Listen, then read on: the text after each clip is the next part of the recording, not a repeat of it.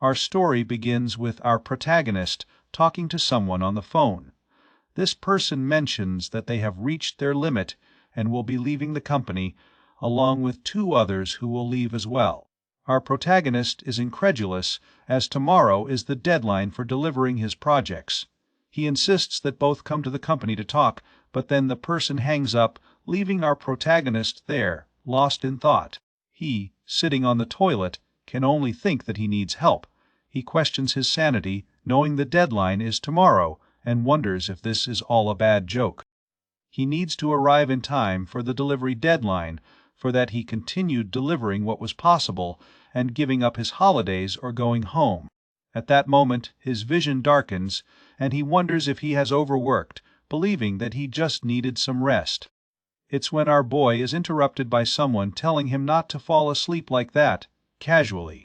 He apologizes, but internally questions the noise he is hearing. He was supposed to be in the bathroom by now and wonders if this is a dream. Upon opening his mouth to speak, he finds the voice that comes out strange and, looking ahead, notices the hand of a child.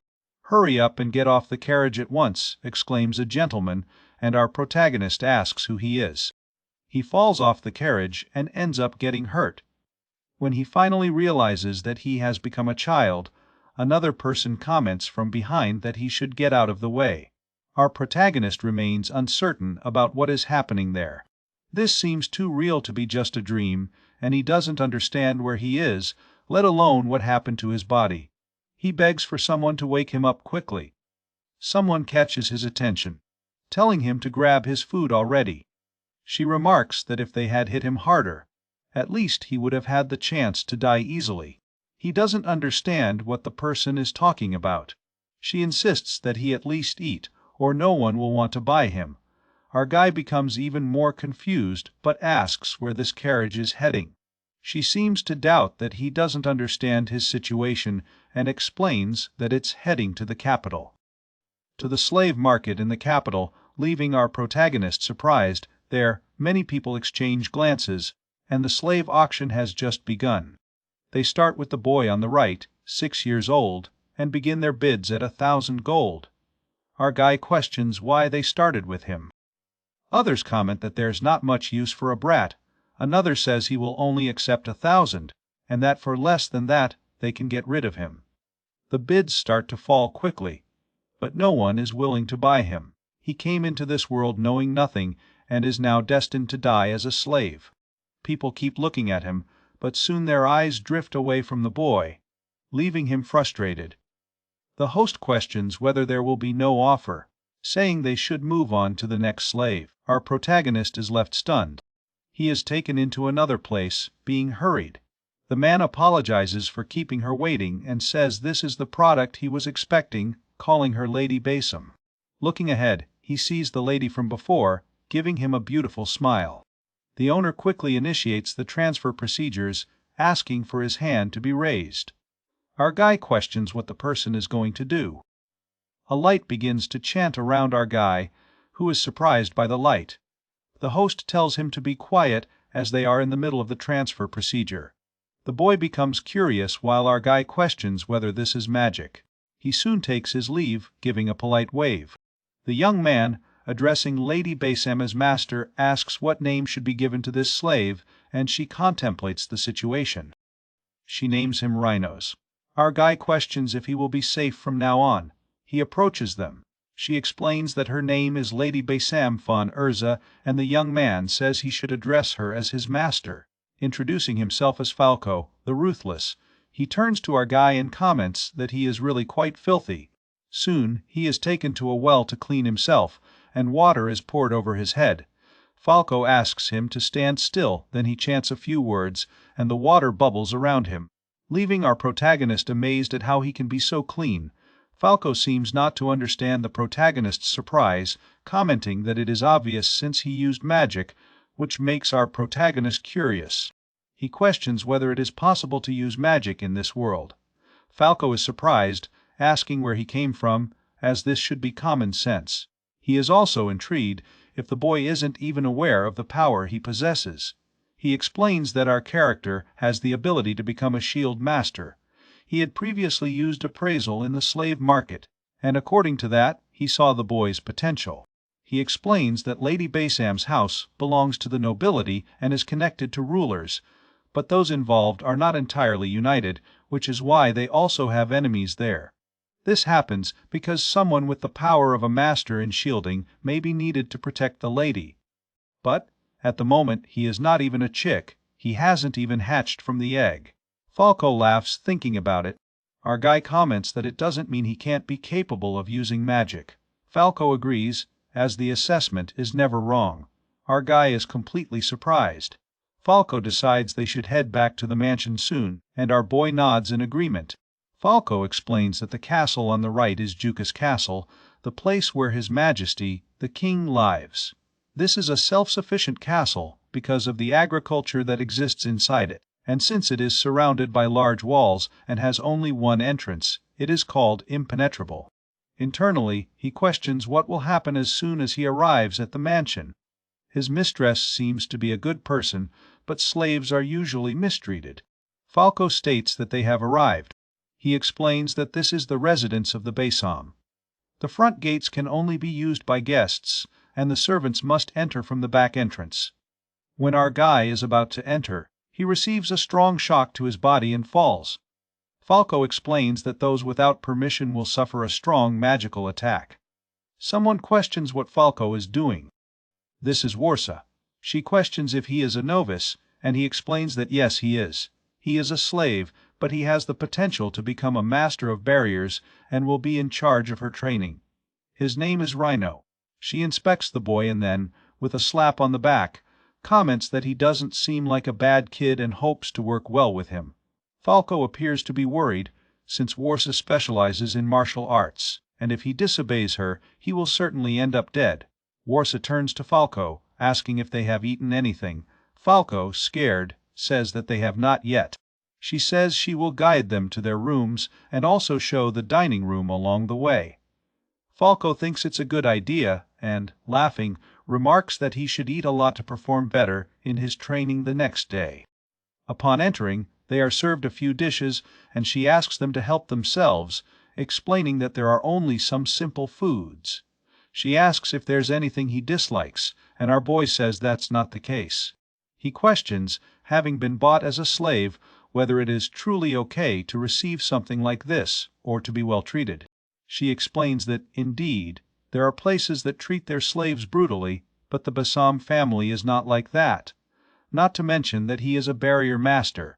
She asks him to finish eating so he can be guided to his room. He thanks her for the food. She asks him to remember his way through the mansion, and he agrees.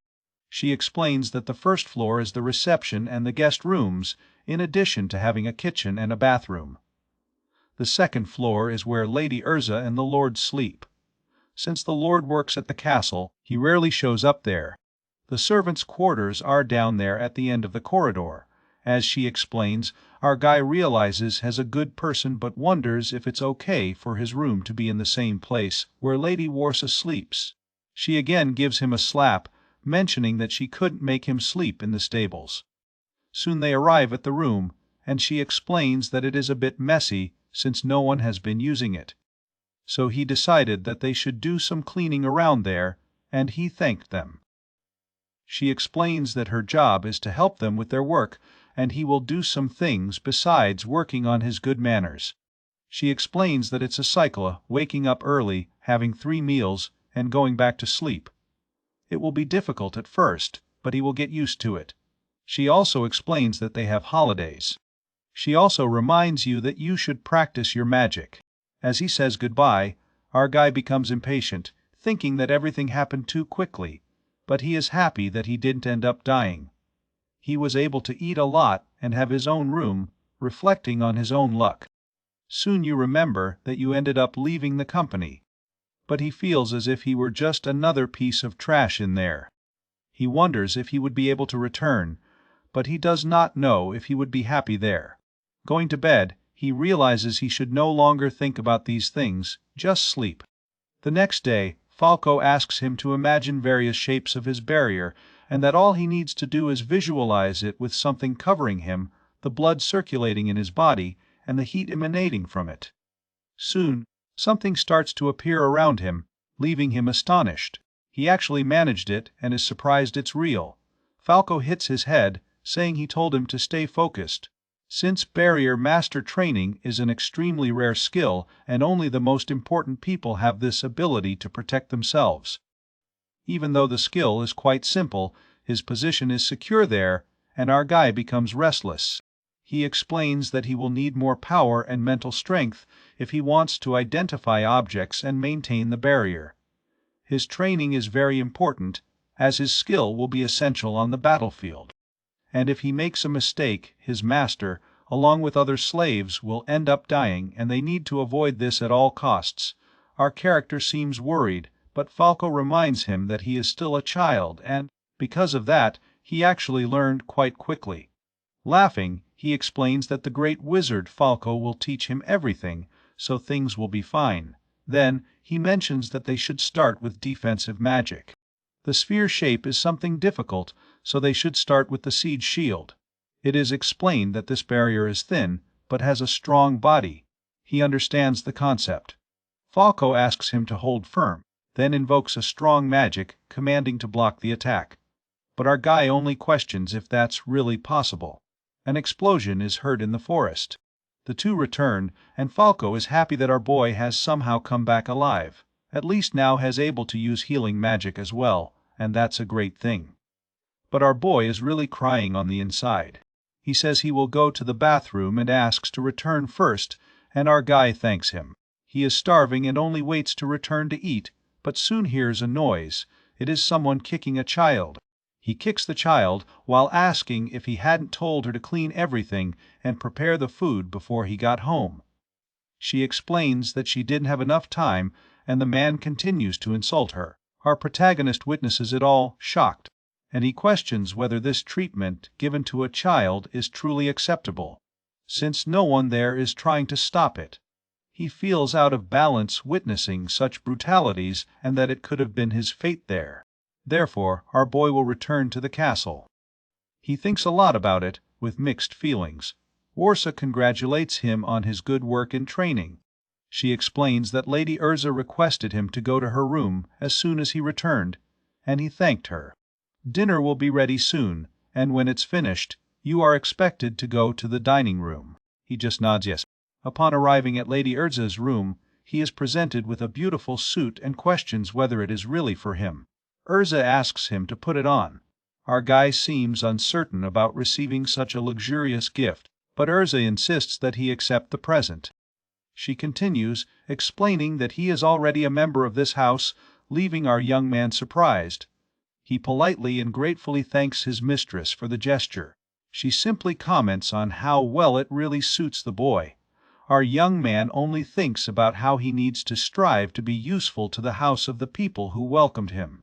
Upon returning to the dining room, Warsaw is surprised by her outfit.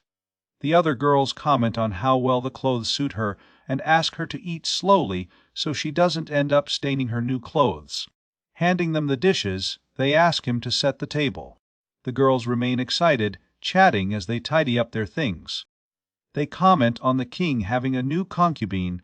The other questions whether he shouldn't be dealing better with state affairs. They question whether Prince Orlando will soon ascend to the throne, happy that he doesn't resemble his father very much. They comment to our boy about Lady Urza having been Prince Orlando's private tutor, and your lord is the right hand of Prince Orlando and his assistant for government matters. The Besam family is of the highest trust to the prince, and they take great pride in it. But they think there are some who think maliciously about it. They are the two younger brothers of the king, Duke Hela and Marshal Karuji of the kingdom's navy. These individuals are rumored to hold high positions and are not punished for disrespecting the prince. Now, our guy seems to better understand his position and how he needs to protect his mistress. Sorry, it looks like I can't chat about this. But we can move on to a different topic. Warsaw remembers that that person would arrive there soon, leaving the others surprised. Warsaw explains that he has already welcomed everyone, and since Whiten is here as well, he believes there won't be any problems. Our guy questions who this is about. The butler soon welcomes Miss Errol, and she thanks him, saying she missed him. She finds Lady Urza with a big smile on her face. Urza thought she would take longer in the Kingdom of Jug, but the young woman explains that she really wanted to see her as soon as possible, which is why she came back. Warsa explains that the young lady has just completed her military training. Following tradition, Errol had married at the age of 12 and ended up divorcing because she was unable to bear a child. Since then, she returned to the mansion. Lady Erza decided that she should continue her sword training, as she was young. That is why she went to the kingdom to become a master of the sacred sword. Eris, happily, says that she is now able to protect the lady, and thus, with her by her side, Falco will also be present, making the mansion's protection much stronger. Urza soon comments something to Errol. They discuss whether their sword skills are comparable to those of a sword master, and our guy is surprised and happy. So, if he continues on the path to becoming a guard, they might end up losing their jobs. Our guy looks surprised. It's then that Errol walks into the dining room. She harshly questions whether he is the one responsible for training Falco, saying that in this era, he won't be able to protect anything using only magic. Pointing her finger at our friend, she says that she has been under the training of the master of the sacred sword and will help him in his training. He will put his life at risk to become the strongest barrier master of all, hoping to be recognized and followed. Our protagonist is bewildered, believing that this time he will surely die. After some training time, Errol comments that she expected more from him, since both Falco and her aunt said they found a great boy. Falco asks Miss Errol to spare the boy for now. She mocks, saying that our boy attacked her with all his might, even though she was using only 10% of her power, and this frustrates our protagonist. Falco turns to the protagonist, commenting on practicing a bit of magic. However, he is sure that it will kill him. The two laugh, saying that they will train him as if they were trying to kill him. Our boy desperately tries to escape them. While our guy is eating, he practically falls asleep at the table. And come back soon for more sword training, magic training with Falcon. 4 years pass. Inside the palace, Lord Bassam von Arden thanks Urza for joining him. She replies that she did not expect to receive an invitation from him, referring to the butler Whiten. She explains that the only time she has to meet with her is when visiting the palace. The Lord laughs, hoping it is sarcasm. He asks how the people in the mansion have been in recent days. She has good news to give to the Lord. Meanwhile, our grown man trains daily, whether in the art of the sword or magic, bearing the strong blows of Errol. He stands firm despite her being a true expert. This seems to make the girl uncomfortable. She comments that it isn't over yet, preparing a new attack. But suddenly, someone interrupts them. She questions Falco for stopping her in the middle of the path, but he explains that it is quite difficult to destroy the barrier once it has been placed. Our dear one thanks while sighing with relief. Falco says that it's been a long time since he came to the mistress house, and his magical skills have grown a lot since then. He believes he has already taught everything he could to our guy, and now is the perfect moment for a graduation exam. Our protagonist becomes restless, not knowing what it is about. Falco explains that his barrier is strong enough to withstand both his attacks and those of Miss Errol, and is comparable to the palace's barrier master, so he doesn't need to worry. Your test will be to hunt the monster of the Runoa forest on your own. This catches Errol's attention. He asks if it is the monster to the northwest. Falco explains that he has 3 days to prepare. On the day of departure, he asks the lady about going there with him. She explains that she heard rumors of an extremely strong monster living in that forest, so she will be his bodyguard there. But she seems very eager to hunt a big monster. Our guy wonders if it's him who's being tested there. She quickly asks Linos to hurry up. He realizes there's nothing there, even using his detection, is frustrated because he really wants to kill him. Our guy is thoughtful about whether the creature is hiding due to Miss Errol's intent to kill. But suddenly, he feels an overwhelming presence behind him that sends shivers down his spine. Suddenly, a creature with horns appears, running quickly towards them. The two prepare for battle, but our character is reluctant, because it is a strong creature. He raises his barrier, and she says that his skin is too thick and her magic sword cannot cause any damage. He then imagines that her attack would not be effective. But she did not give up and launched an attack on the creature's back. She delivered a powerful and precise blow to the monster, and upon returning to the barrier, he comments that it is indeed hard as stone. Turning to our companion, Eris comments that it's impossible for him to defeat that, and that they must run. But he doesn't seem to have given up yet. He says he still has something he would like to try. He conjures his barrier towards the creature while gathering his magical power. She questions whether she will try to restrain the monster to escape. He explains that he is removing the air from the barrier, leaving the girl surprised. He explains that in this way, even without using physical or magical damage, the creature will surely succumb. This happens just after he finishes speaking. The creature falls at his feet with a huge crash on the ground.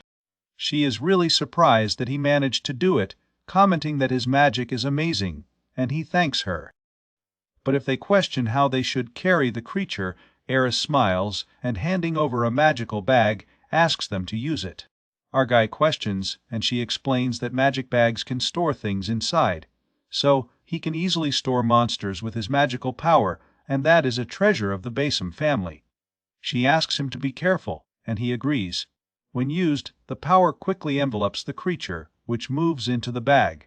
She is happy that it entered the bag quickly, explaining that he just needs to imagine what he wants to bring out in order to take it out. Eris is radiant, thinking about how Kars charolace is truly delicious for cooking. He is in shock at the thought of eating that creature, questioning its skin. She comments that she can remove the skin starting from the rump, leaving our guy disgusted. She suggests they look for some ingredients on the way home, and he agrees. As they return, Eris finds some mushrooms, as well as other species. The girl's excitement is so great that it surprises our guy. He did not think that his lady was so interested in food. She explains that she only had fruits and vegetables during her training, and the food at the mansion was always prepared by Warsa. That's why she thinks it's so much fun to choose food so freely like this. Turning to our guy, Errol says that her next training lesson will be in this forest. She wants to gather some food, so that would be useful. He wants to go back because Falco is waiting, but she refuses. Upon their return, Falco is completely astonished, questioning the creature before him. He asks if Eris helped in slaying the monster. She explains that our boy placed the creature over his barrier and removed the air inside, making it impossible to breathe, and that surprised her. Falco is truly astonished, and our guy thanks him while Falco congratulates the protagonist for passing the graduation exam. As soon as the lady arrives, she praises the good work of the two, who greet her politely. She approaches Errol, saying that the monster's meat is excellent and that they should share it with everyone. Our protagonist is still surprised by the fact that they are going to eat the meat, and Errol apologizes. The lady calls for Linos. She thanks him. Our boy seems to not understand and says he didn't do anything special. She explains that Eris, since she started spending time with him, has been showing a very beautiful smile. He comments that he should be the one to thank her for saving him every time. She explains that she has always wished for Eris' happiness from the bottom of her heart. And she also expects the same from him, and that if there is ever a problem, he shouldn't hesitate to tell her, since our guy is now an indispensable part of her home. She hopes he can count on them from now on. Emotionally, Linos adds that he will do it. He believes himself to be truly blessed, a very lucky person. The Lord, for his part, is happy for Errol. He is pleased because he will have no security problems as long as the girl remains as his personal guard. He seems worried about having pressured her too much, as he forced her to do such terrible things. Even though by the king's order, he forced her to marry without her consent, not to mention that her husband abused her every night. When she returned, she was even frightened by her own family. For Errol, who used to be such a happy girl, to change so much. Just remembering those times my heart falters, but now she helps Linos with his training just as a sister would. He then asks how the barrier master is doing. She explains that he is a very capable person and that, today, thanks to him, she was able to change Whiten to the position of her personal butler, which intrigues the Lord. She comments that Earl accepted an invitation to the hall, and the Lord says yes, even knowing that she is not the type for this kind of event. She seemed nervous because she wasn't used to this atmosphere, and an accident ended up happening, taking away the benefit of a marquis. But Linos quickly turned the situation around favorably, comparing the mistake to an ancient fable. All the other nobles appreciated Errol for this. The Lord is intrigued by this old story, and, when asked about the fable, he explained that he ended up making it up on the spot. Of course it was a lie, the Madame laughed at it. The Lord also laughs, hinting that this child must be interesting enough to manipulate the nobles. He is happy and hopes he can thank you in person when he gets home. She says that everyone will be pleased with her return, bidding farewell to the Lord. The Lord also asks Whiten to leave, and he receives his command with a nod. Turning in the armchair, he reflects. Thinking of Linos, he comments that he expects a lot from this child's future. Some time later, Eris approaches our guy, who is now 12 years old, inviting him to train in the Runua forest. He quickly nods in agreement. On a beautiful morning, Errol grabs our protagonist and smothers him between her breasts. He asks her to stop teasing him every time he goes to wake her up, but she disappoints him, saying it's too much fun. He thinks he should enjoy it more, but he doesn't feel happy at all. She questions what others would think if they saw them like that, and he comments that they would believe she is bullying him. As the beautiful Errol gets up from the bed, our character politely asks for permission while adjusting his clothes. Another maid approaches Linos, stating that his presence has been requested. He is happy to have received a call from his mistress. Leaving Errol to get ready, he knocks on the door and asks for the lady's permission. Upon entering, he notices a tall blond man looking at him with a smile. Behind him are Falco and the lady. Falco quickly reprimands him, saying that he is in the presence of His Royal Highness, the Crown Prince. Our boy suddenly takes a position of readiness and shows his respects. The prince casually replies that there is no need for such formality, as he is there for personal business. Our boy thought that the prince made his nighttime visits in secret and wondered what kind of business he could have to visit someone at this time of day. Calling Linos' attention, it is explained that the prince would soon be crowned as regent and, for that reason, had come personally to ask for his assistance. He gives his most sincere congratulations on your coronation, which is received with a thank you from him. But then our guy questions what the reason for his service being requested would be. The prince says that, for the ceremony banquet, he would need his security to obtain hundreds of feathers from the golden bird. The prince explains that, due to its keen senses and high escape speed, it is difficult to capture and keep. However, its flavor is known as the pinnacle, and due to its rarity, its value is extremely high. The lady turns to our character, commenting that she believed it was the ideal opportunity for His Highness to demonstrate his authority. That is why she called him there, thinking he would be able to do it. Linos questions whether his master would not be more capable for this task, but he explains that his magic is not advisable for hunting, as it could ruin the feathers or end up burning the whole forest. Soon, a voice resonates Earl arrives quickly, saying that Linos is extremely capable and that he will handle everything. Then, he asks that His Highness be assured. The prince laughs at the statement, and she explains that, with the Baysam family's infinite inventory, the feathers will be delivered still fresh. He clarifies that this is exactly the reason he came to his mentor to make the request. The lady asks only to be called Urza. Our man is perplexed by the responsibility that has been assigned to him. The prince explains that the deadline is 2 weeks and asks if he will be able to meet it. Linos respectfully addresses the prince and says that if it is of any use to His Majesty, as well as to his lady, then this humble servant will dedicate his efforts to it. The prince asks whether he is not considered someone very responsible for his age. Internally, he knows that he is already over 30 years old. Some time later, our character rides through the forest, thinking about the useful tool to capture the bird that was given to him. Even with this telescope, he still hasn't had any sign of the creature. He remembers that there is some relation to the Besam family. It is a magical tool that adjusts according to the distance, based on the magical power used. She is truly relying on him, and our character makes his decision to handle this situation. He sighs and suddenly Errol appears. But our guy doesn't seem happy, and she gets upset about it. He questions whether she's trying to take advantage of a snack from the prince. She diverts his attention and asks if he found the bird. He explains that if he used detection, he should be able to find the bird with the criteria, but it's getting darker, and it would be dangerous for them to make wrong moves at this point.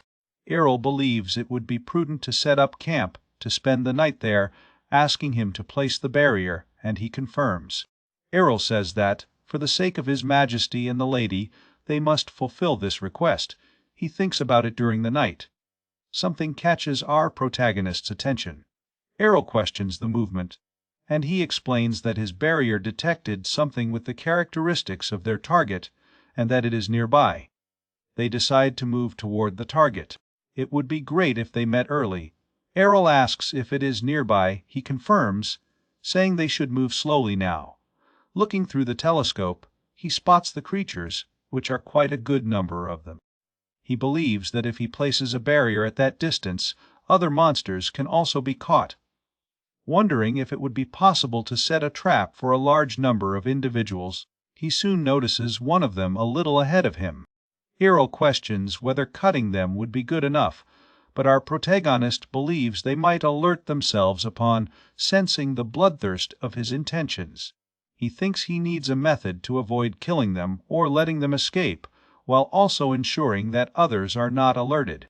Thinking whether he should buy some time, for now he moves. She asks about what he threw, and he explains that it was fruits. It is said that the golden birds come from their consumption of gold, but in fact, their diet consists entirely of fruits. Errol believes it would be possible to get a ton of them if he crushed the fruits. Our guy makes up his mind and starts to channel his magic. The moment the barrier confronts the creature, it becomes alarmed. Our guy has an idea, but he doesn't know if it will work. She comments that he cannot suffocate the creature in the same way he did with Charolais.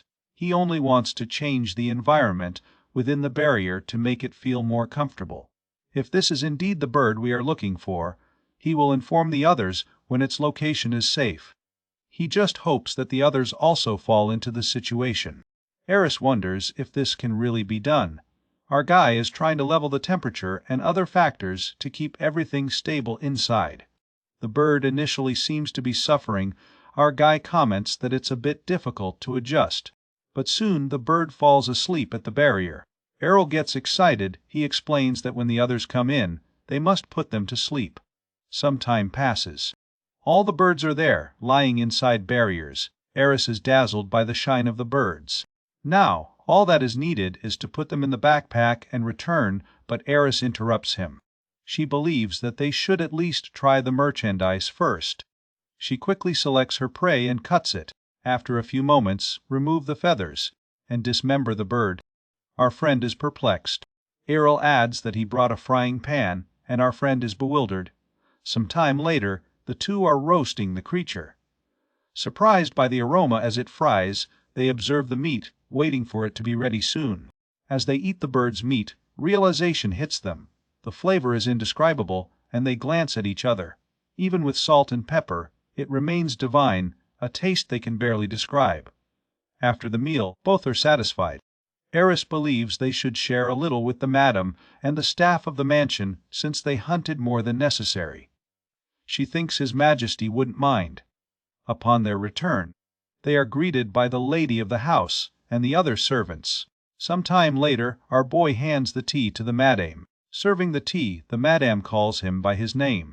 She thanks you for your well-done work in the conquest of the golden birds. He comments that he is just a servant, not needing such words, but she believes that the success of this is due to him. She honestly believed the request seemed irrational. She even asked Falco to hunt for some ingredient to replace the bird, as its level was far too extreme. He is happy not to have problems if he fails. The lady hands something to our boy. There is a lot of gold there. She explains that it was extracted from the golden birds when prepared for cooking. They were gifted by the prince to the Basim family, but her husband ordered that it be given to him. Our guy doesn't believe he deserves such a high amount. The lady explains that one day she and her husband will die, and he will be free. They will soon be past 60, so it won't be long before his service comes to an end. They don't want the boy to end up on the streets, and this was their decision.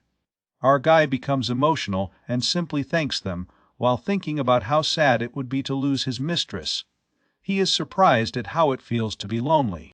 He remembers everyone there and believes that kindness is owed to this great house. Soon, he asks about the return of his master, and the lady becomes restless. Meanwhile, his master confidently states that he cannot return until he hunts the white dragon, but unfortunately, he only managed to return a week after the banquet. Our guy walks through the mansion, wondering what all that noise is about. Suddenly, Warsa appears and asks him to go with her, carrying him. A party for our boy is celebrated for him becoming an adult.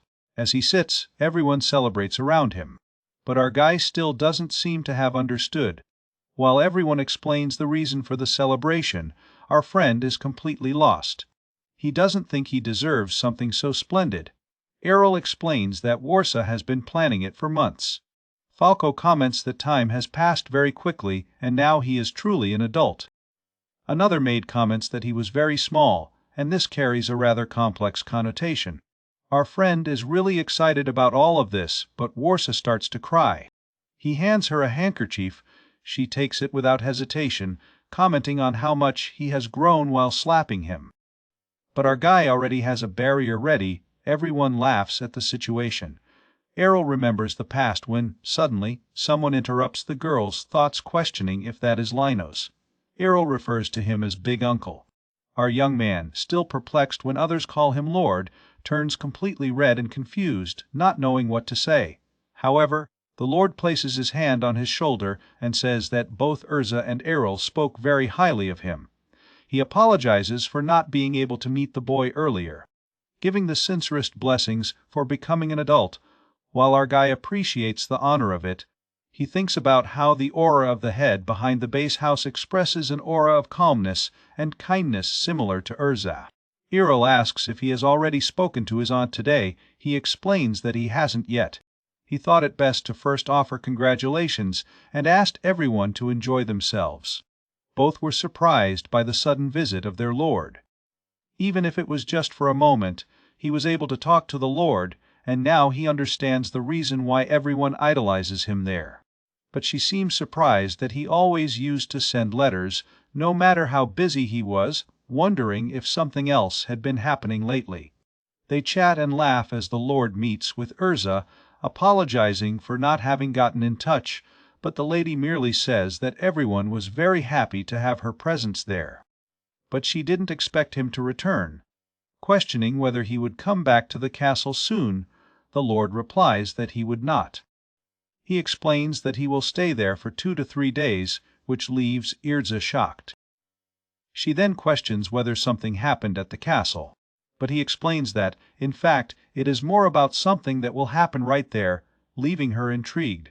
Meanwhile, our friend celebrates. One of the ladies mentions that Lady Urza would like to see him, Falco, and Miss Errol. The butler explains that they are waiting inside. The three enter, and our guy apologizes for keeping them waiting. Urza, I'm sorry to interrupt your moment of celebration. He gets straight to the point, saying he needs to entrust a secret task to him. It's a matter they would like Errol and Falco to witness as well. But before they continue, Urza hands something to our boy. It is a permission. It is explained that it allows him to enter sectors from the west to the south. Falco explains that he can now walk freely, mentioning the various layers and districts. Falco says he will take him to a very familiar place, and our protagonist can only imagine what it is about. Urza clears her throat, and the Lord just laughs. Then he mentions that they should pay attention to what he has to say, as he has a new task for our protagonist. He assigns Linos as the supervisor of the Basim family's treasure, explaining that there are various treasures and historical tools there that hold immense magical power. These are national class treasures, and he wants our protagonist to use them along with his barrier ability. Our protagonist is surprised. So, it is questioned whether he is truly capable of fulfilling this task. The Lord confirms that he is not only the only one they can trust, but also the only one capable of bearing the burden of this mission. He changes his tone and apologizes for showing this side, saying it would be an honor to accept this task. These words make Errol smile, and Falco also shows himself to be happy. They will inform the methods to unlock the treasure later, as the situation is complex, but knowing that it is about him, this will not be a problem. He thanks them again for coming over and informs them that this is all he has to discuss. Besides the gift he has for him, Errol asks if there is anything else they would like to give him.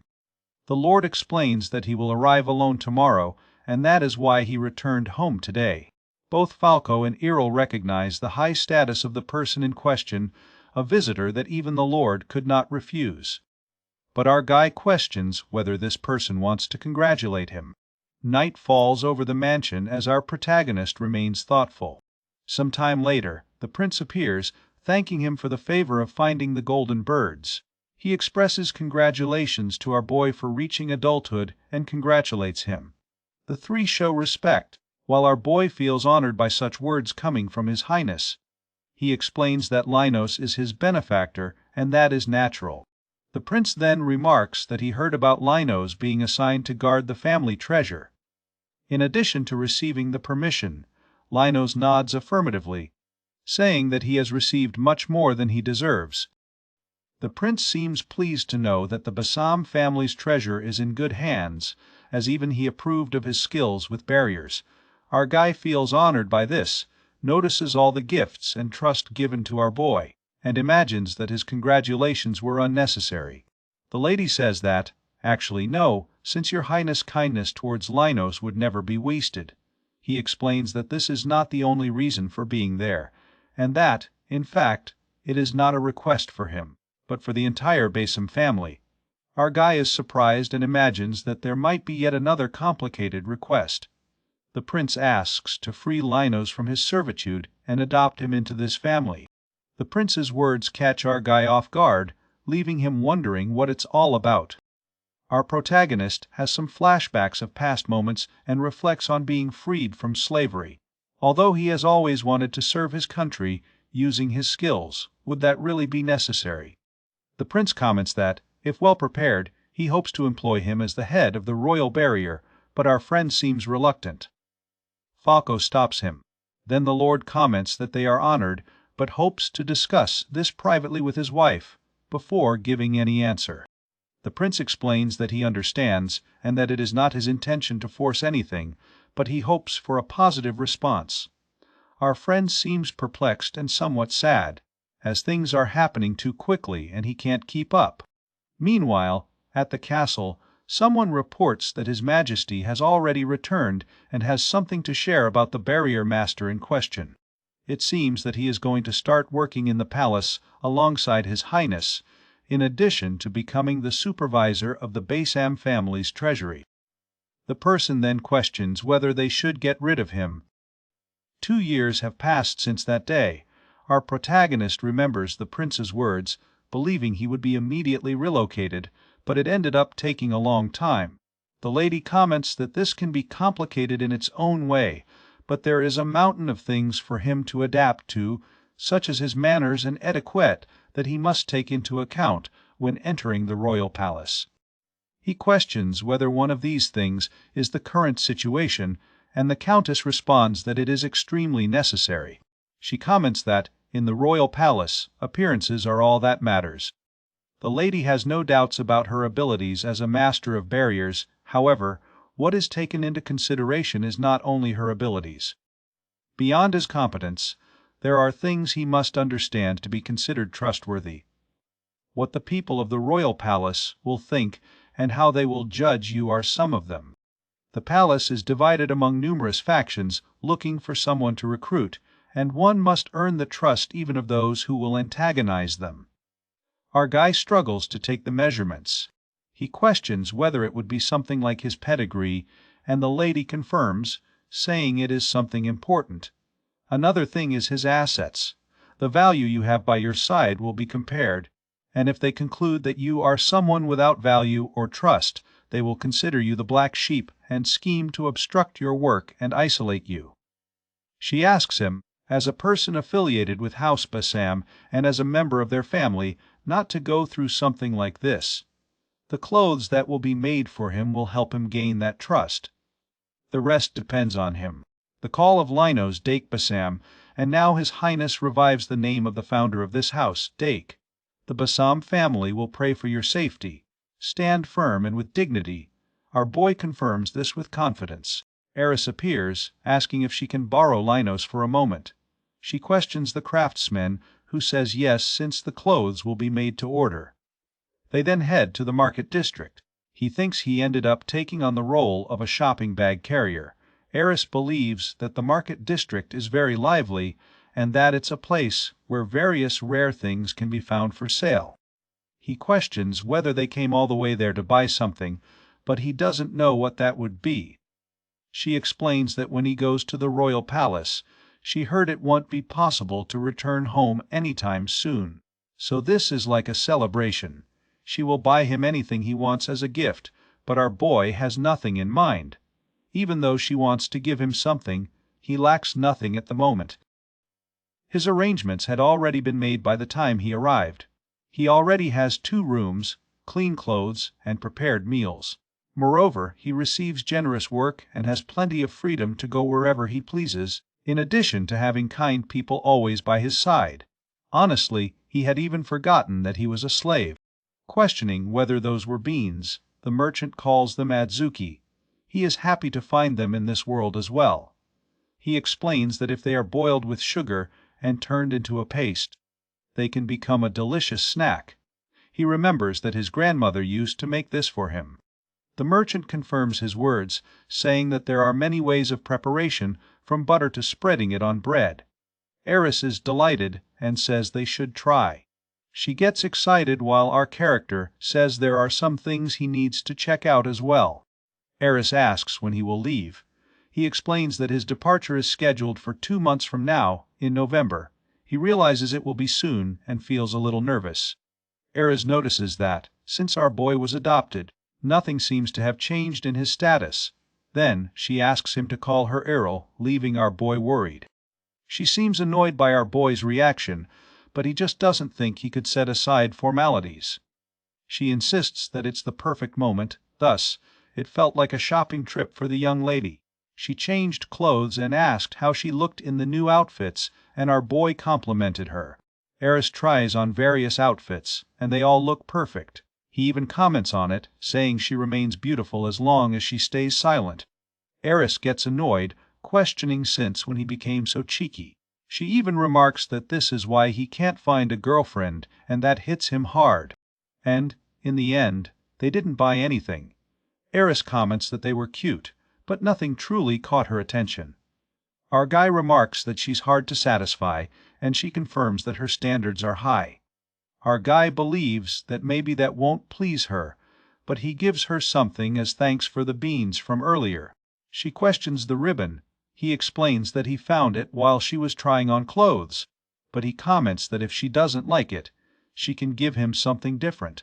Eris, with a big smile, thanks him, putting it in her hair and saying that she loved it. Our guy thanks her, and she questions it. He simply says he found it appropriate. At that moment, a large explosion occurs near the market.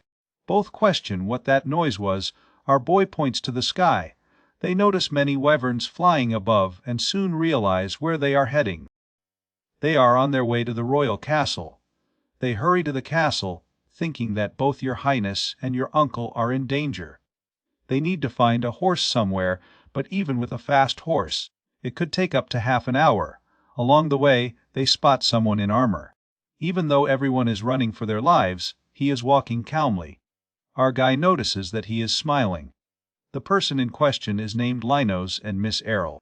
He explains that both from the royal army have taken control of the royal castle and that his master wants to see the two.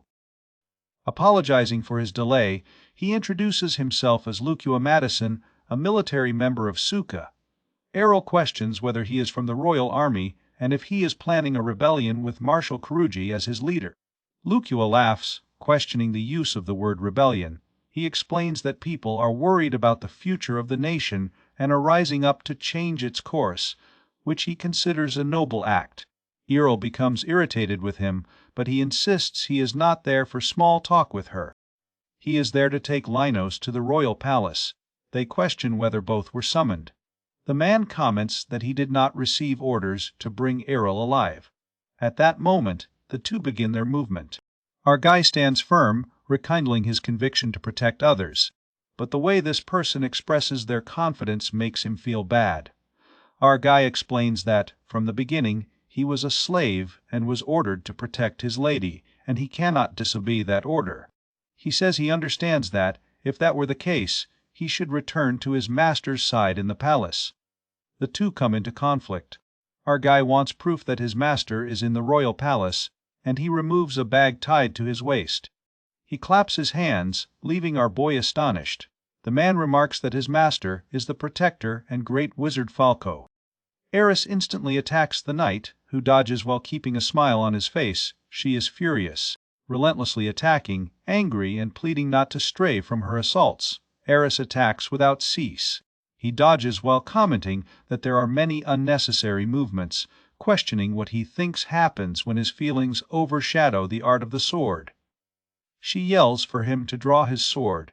Our protagonist tries to stop Eris, but at that moment, the knight strikes her with great power. As expected, she has a barrier that protects her. He explains that it wasn't what he truly expected. After having gained the sword master's approval, he questions whether the two of them have time to be playing around.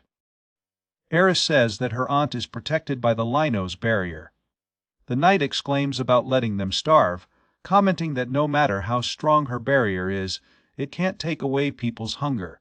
Our young man looks innocently at his master's arms and then says that they should do as he suggests, leaving Eris frustrated. He explains that his current priority is to ensure the safety of others.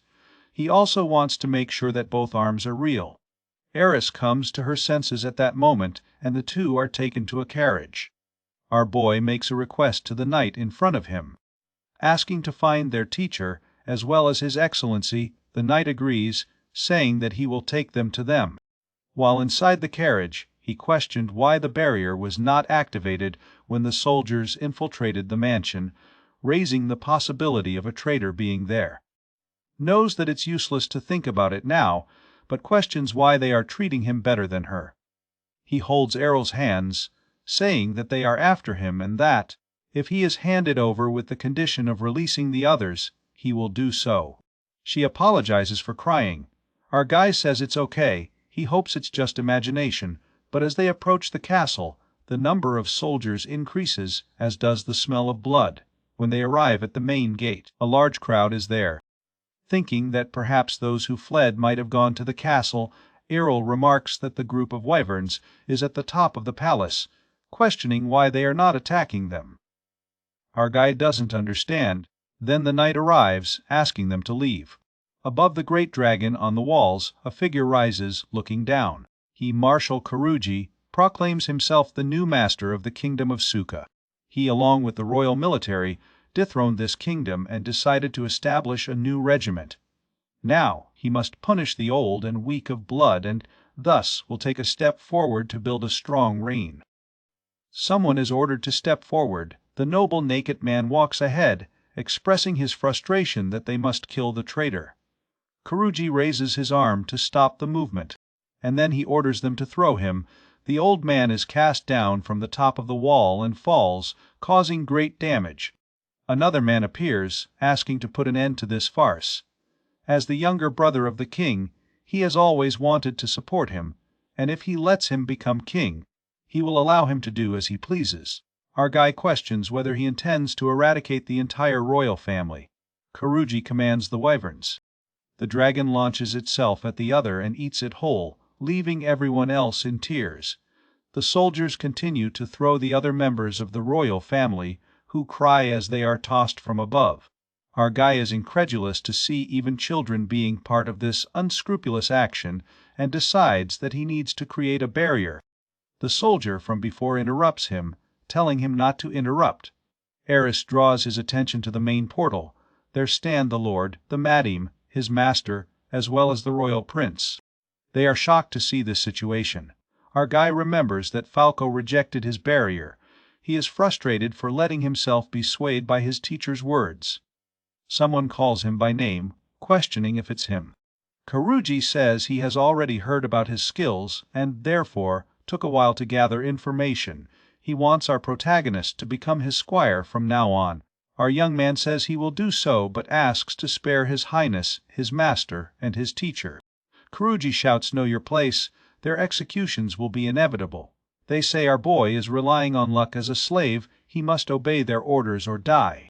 Our guy questions whether it's impossible to negotiate with him. Karugi wants to ask one last question. He asks how to unlock the treasure of the Basam. Our guy is surprised that he knows about it. Karuji says he knows that Linos is the one who holds the knowledge to open it. Our Cry knows there is a traitor among them, but asks to at least heal the wounds of his teacher, who will not do it if he dies. Annoyed, Karuji says he seems not to understand his position.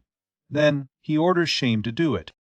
The butler appears next to Karuji, leaving both our boy and Errol perplexed by his presence there.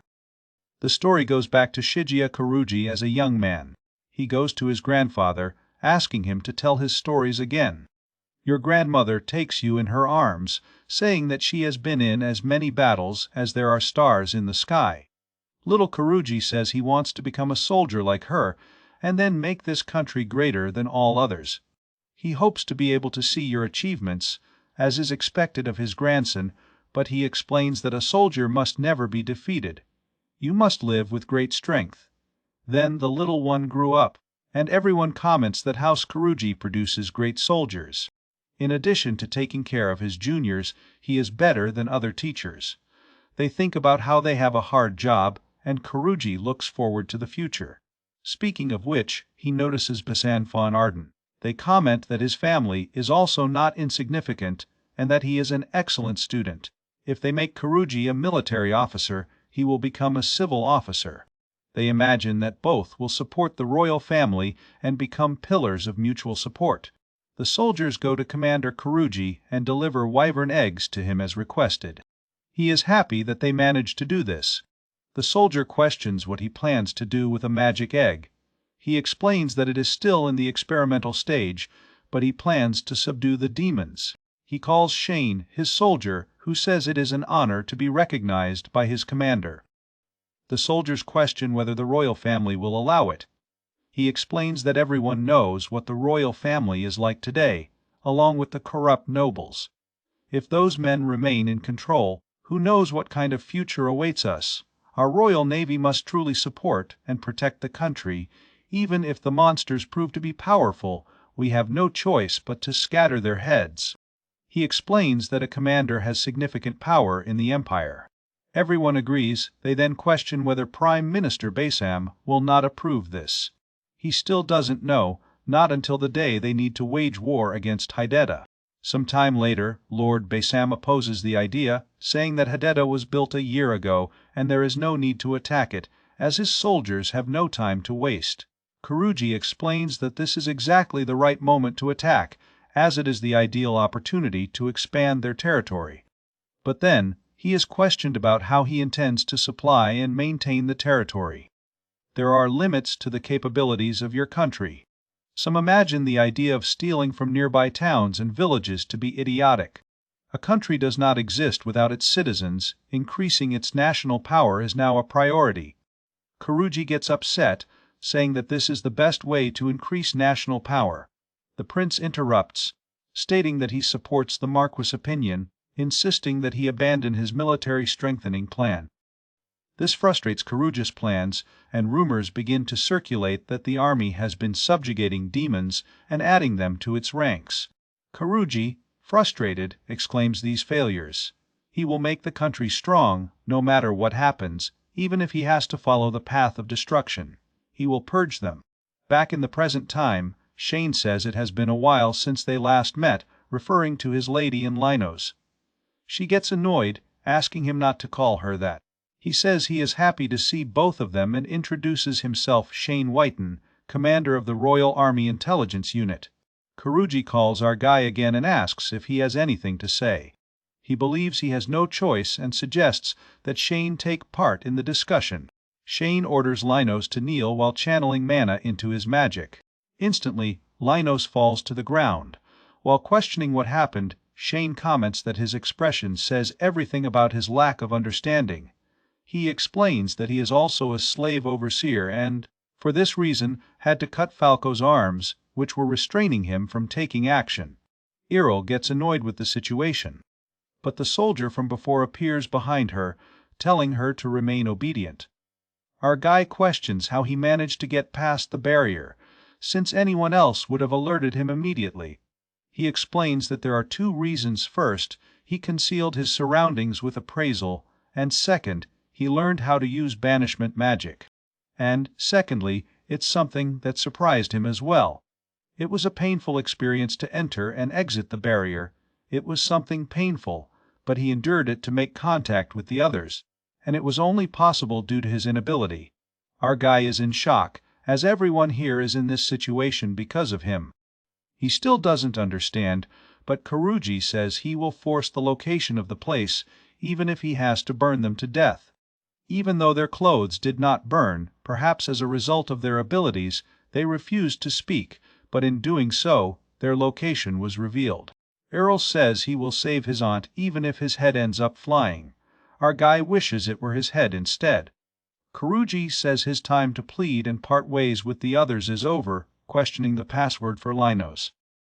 While they hold Errol, he says that if he lies, he won't be able to save her. She asks him to prioritize his own life. He then says that he cannot reveal the password to Kuruji, who becomes angry. Shane, using his magic against the slave contract, causes our character to suffer. When questioning the password, he does not understand how the slave's magic can be so powerful. His mistress had never used it even once. He reiterates that he will not reveal the password. He is angry, questioning why people ridicule him everywhere. Finally, he orders everyone there to be killed, commanding Shane to dissolve the barriers. He orders this to Linos, and the barriers break at the same moment. Kuruji's voice echoes, "Kill them." The soldiers, at the same moment, begin the massacre, starting with the madame and her professor. The sight of this shocks our boy just like Errol's. Errol lets out a loud scream upon seeing his aunt being killed right in front of him. Our guy questions his purpose for being there. He questions why such a simple magic makes him incapable of protecting others. He thinks that every moment counts and that he needs to treat everyone well, but he doesn't know if his body can move the way he wants. At that moment, the slave contract dissolves. Shane and Kuruji question its meaning as they look to the side. The lady has her hand raised, but she is unconscious. The voice of her tutor, Falco, resonates, apologizing to her for doing this without her permission. Falco exclaims that this is his last gift to her. Errol panics, and so does our guy, seeing both of them lying dead there. Kuruji tells the wyvern to eat those who have fallen there, and so it does. The dragon devours the already dead people, leaving our hero astonished. At that moment, Errol breaks free from the soldier's grip, cutting her hair. Linos tries to stop her, but she runs toward the dragon. She jumps, demanding the return of the precious people to her.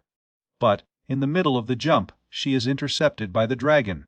Linos cannot create a barrier in time, and she is hit by its tail. Errol is launched upwards with no strength, and as she falls, she is devoured alive by the great creature, leaving our protagonist perplexed. Her last words are the name of our boy, then the dragon swallows her. Linos seems to have not yet realized everything around him, and Kuruji just mocks, saying to eat the boy as well. The great wyvern turns towards our boy. He growls as blood drips from his mouth. The memories of Errol fill your heart as blood tears dull our gaze. Your scream of despair is deafening, bringing a strong vibration to the air. The dragon opens its mouth and tries to devour our hero, but he simply cannot forgive them. He will make everyone regret even breathing in his presence. The dragon, holding our hero, collides with the castle, causing an explosion. As the two watch the castle being destroyed, Our protagonist questions why they are laughing and why they did all this to their master and the others. He promises they will face terrible deaths. Several spheres fill the air, and the dragon ends up being hit by the barriers. Shane realizes that his aim is truly accurate. Our guy just comments that they will be next. They notice the heat that explodes everything inside the spheres. He explains that this will cause explosions of water and iron in the blood, spreading throughout the body. The dragon implodes as our protagonist questions whether it hurts, saying that this cannot even be compared to the pain and suffering they cause to their loved ones. He steps forward as the dragon falls to the ground. Are you afraid? The pain and fear my lady felt while being eaten alive. How much do you think she suffered? Die! Exclaims our protagonist as the dragon continues to explode. Shane tells the marshal that he is going to attack. But the marshal is about to draw his sword. Our guy questions whether he hoped to build a strong nation, but he will no longer be able to build anything, as he will die here and now, since they killed everyone who supported him. How dare you do this to my family? Your magic erupts as the barrier breaks, shattering the ground around you, frightening Shane and Kuruji. What is this magical barrier? Shane notices that it is covering the entire palace. He tries to use his magic again, attempting to make the barrier dissolve. Our hero knows it won't work. With his last words, his master freed him from slavery. They realize that the structures are shaking and question what is happening. Kurujardana must evacuate now, and before they can move, the buildings begin to give way beneath their feet. Before he can do anything, he screams in despair. After a loud bang, people wonder what that noise was, trying to understand what happened to their homes. Others say that something swallowed everything in its path. Meanwhile, outside the castle, people question how it ended up disappearing, without understanding what happened to the royal palace. Our companion is now lying on the ground, while a single huge and solid rock stands before you. He leaned against the rock, made up of everything that was present, both the houses and the people who were there, including Kuruji and Shane.